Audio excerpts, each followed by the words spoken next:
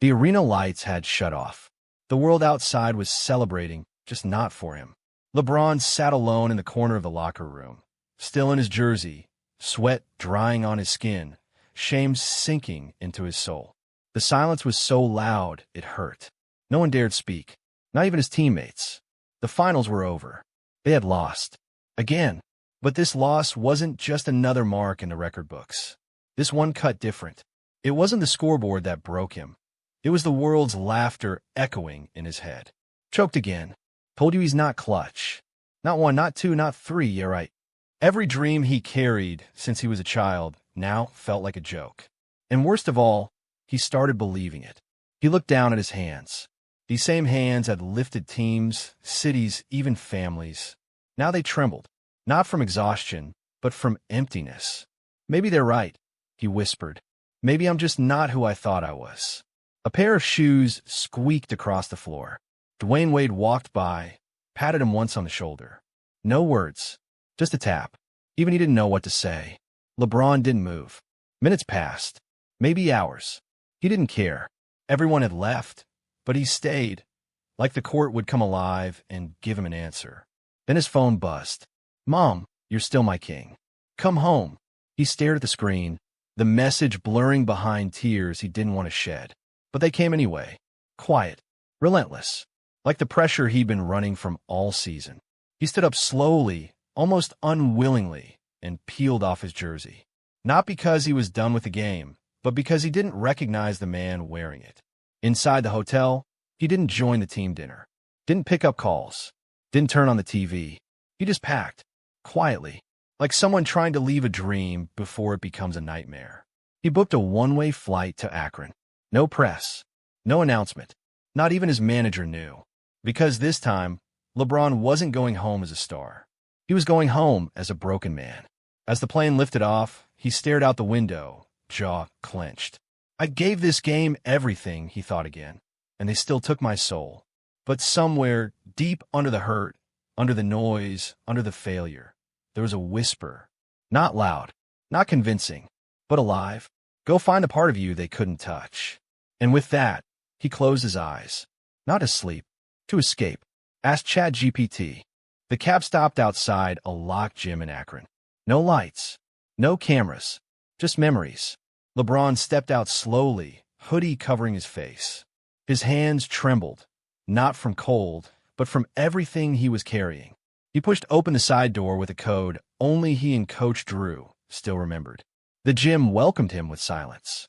The same silence he used to dream in before the world demanded perfection.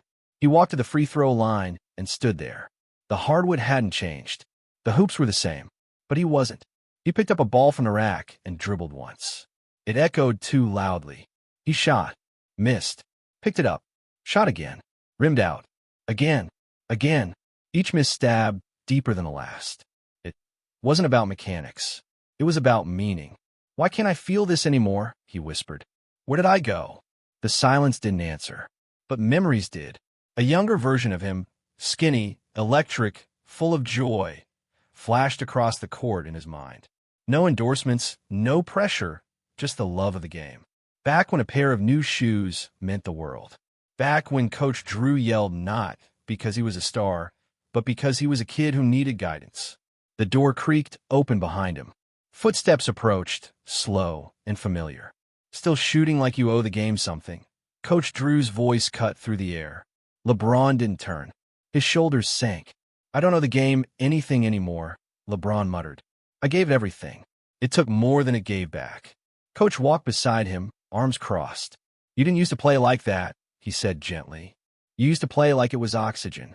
LeBron sat down at the half-court line. The weight of the gym crushed him. His voice broke. I'm so tired, Coach.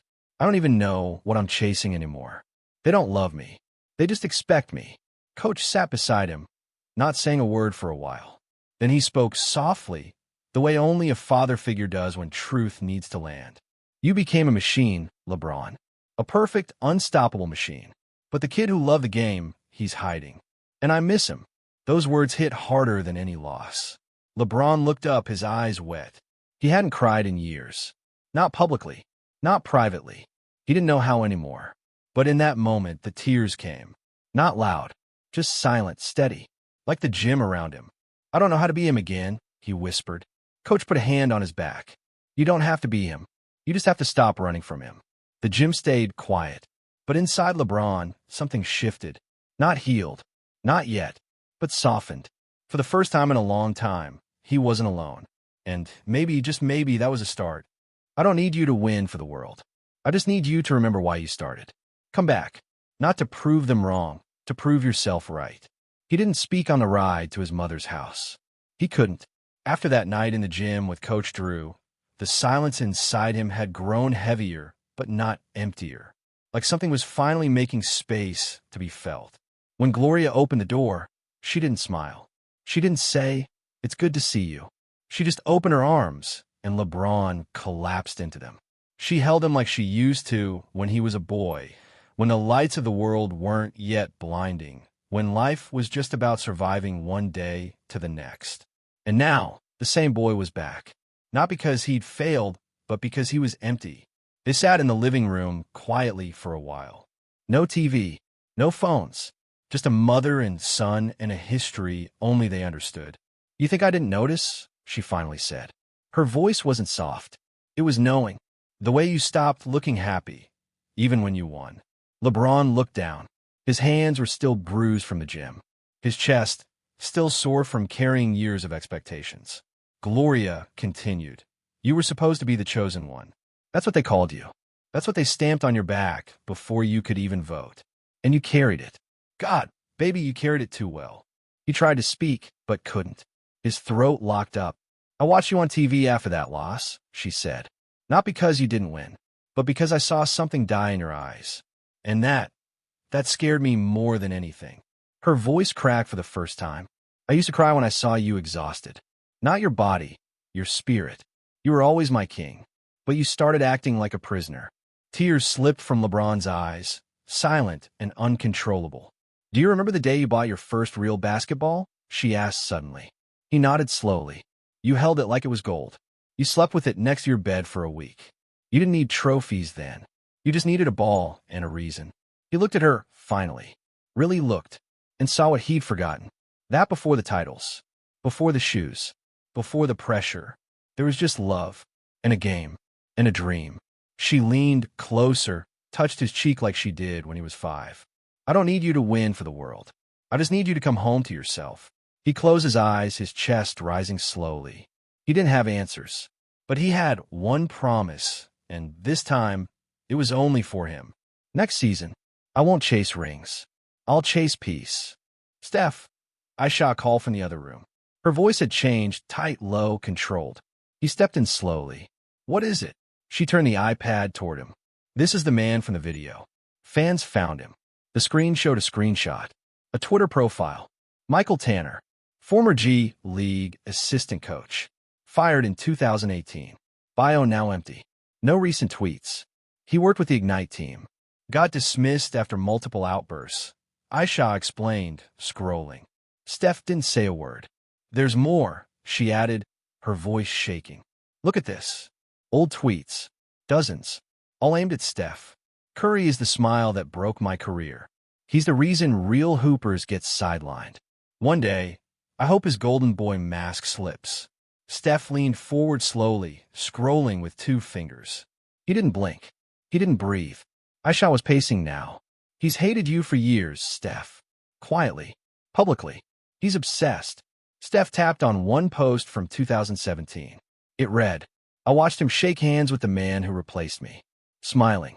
Always smiling. Someday that smile will burn." He closed his eyes for a moment, then whispered, "This wasn't about Cannon." "No," Aisha said. "Cannon was just in the way." Steph sat on the edge of the couch, phone still in his hand. "Why didn't he come at me directly?" he asked. "Why the kid?" Aisha didn't answer right away, then softly said, "Because hurting you doesn't break you. But hurting your son?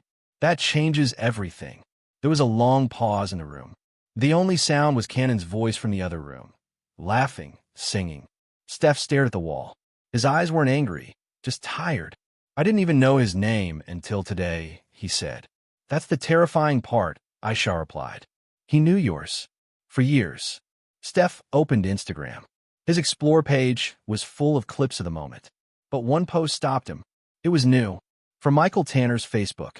He stole everything from me and walked away like a king. Steph showed it to Aisha. Her jaw clenched. He's not even sorry. No, Steph said quietly. He still thinks he lost to a smile. He stood up slowly. Where are you going? She asked. To sit with my son, he said, because I refused to let him shape the memory of that day. Aisha nodded. Her voice cracked as she whispered. He didn't want to hurt you, Steph. He wanted to ruin how your son sees you. Steph didn't look back. He just walked toward Cannon's room and closed the door gently behind him. Why didn't you hit him back? The podcast host didn't ask it casually. He leaned in like the rest of the world, waiting for a reason that made sense. Steph looked down at his hands, then quietly said, because I've seen what anger does when it grows legs. The studio fell silent. I was raised by a man who showed me power doesn't live in your fists, Steph continued. My dad, he never raised his voice. But we listened. Every time. The host nodded, then whispered, but he insulted your son. I know, Steph replied. And for a moment, I wanted to snap. Not just for Cannon, but for every scar I've buried since I made it to this league. He paused, but then I looked at my son's face. His eyes weren't afraid of that man. They were waiting to see what I'd do. The host blinked slowly. And you chose silence? No, Steph said gently. I chose control. He leaned forward now, voice lower. I've played in loud arenas. I've missed buzzer beaters. I've been mocked, called names. But nothing prepares you for seeing someone try to break your child.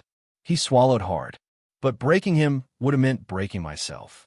Because if I had screamed back, shoved that man, I would have taught Cannon that rage is how you defend love. The host was quiet, lips pressed. I needed my son to see something else, Steph said. I needed him to see that fire doesn't always fight fire. Sometimes it burns everything. A long pause. Then the host whispered, were you ever taught that? Steph smiled faintly. I was taught it. I just didn't know I'd need it like that. He rubbed his hands together, the tension still there. You know, I got home that night. Cannon didn't talk about the man, he added. He talked about me. About how I didn't shout. The host blinked back moisture. He saw everything. They always do, Steph said. And how do you want him to remember it? Steph breathed deeply, eyes soft now. As the moment he learned that protection doesn't always mean attack. That real men don't throw punches at pain. They hold their children tighter. The host sat back, voice cracking. You didn't protect your son with fists. You did it with example. Steph nodded. And that's the part no one could have posted. Because it wasn't for the world. It was for him. Silence again. Then the host whispered, I think you just saved someone tonight. The video started shaky. A dim room. A tired man. Michael Tanner looked directly into the camera. I don't know what I expected that day, he said, voice low. I don't even know what I wanted, but it wasn't this. He paused, blinked hard. I watched that video again. Not the one with me. The one with him. Holding his son. Kneeling. Protecting. His voice cracked. I screamed at a child, and the man I hated didn't hit me, didn't humiliate me. He protected what mattered most. And in doing that, he broke me. He wiped his face. I'm sorry, Cannon. I'm sorry, Steph. I've lived bitter for years. But that day, you showed me what strength really looks like. He ended the video with no hashtags, no edits, just silence. Within an hour, it had 5 million views. By nightfall, it was trending worldwide. Hashtag forgiveness is power. But Steph didn't post. No tweet. No comment. He just stared at the screen, then turned it off. Cannon sat on the couch beside him, arms folded. Was it the man from the video? He asked softly. Steph nodded once. Did he mean the sorry? Cannon asked. Steph paused. I think he meant every word. Cannon leaned into him, head against his arm. You didn't even hit him. And he still said sorry. Steph looked down, kissed the top of his head. Sometimes, son, he whispered, the loudest change comes from quiet strength. Cannon smiled. That's like a superpower. Steph chuckled. It kind of is. Cannon tilted his head. Then you're my Iron Man. Steph froze. His eyes blinked fast. That night, Cannon picked out his clothes for the next Warriors game. Jeans, sneakers, and a brand new hoodie. It wasn't just any hoodie. Across the back, in big white letters, it read, My dad protected. That's power. The cameras caught it as soon as they walked in. Fans gasped. Commentators paused mid-sentence. By halftime, fans in the arena were holding signs with the same quote. The team stores started printing shirts. The internet, on fire again. Steph didn't say a word about it. But as he sat on the bench that night, towel over his shoulders, he looked across the court and saw Cannon. Hoodie zipped, eyes locked on him.